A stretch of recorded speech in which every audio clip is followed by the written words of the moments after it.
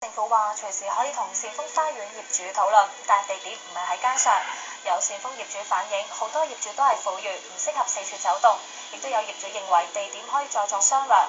而善豐業主留守喺大廈外已經1日幾，警方曾經多次呼籲佢哋離開，不過佢哋並冇理會。有唔少善豐花園嘅業主對政府晏晝召開嘅記者會感到不滿。有業主認為行政長官當初係善豐承諾協助佢哋，所以仍然希望可以翻返去現場度商談，同時亦都會接受政府安排嘅臨時單位等佢哋入住。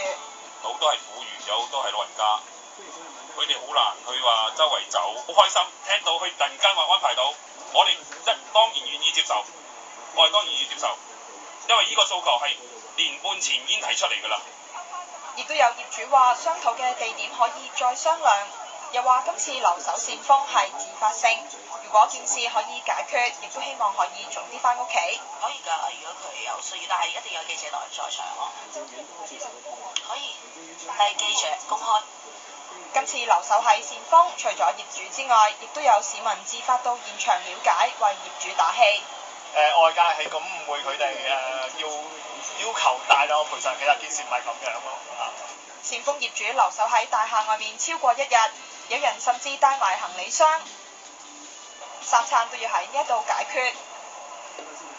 由凌晨至朝早，在場嘅警員多次用揚聲器同埋口頭呼籲，喺善豐前面責令業主同埋住戶離開。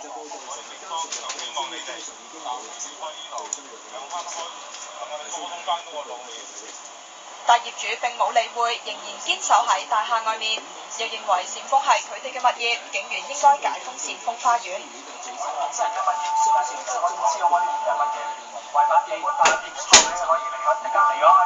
直至而家為止，善豐花園外面仍然搭起10幾個帳篷。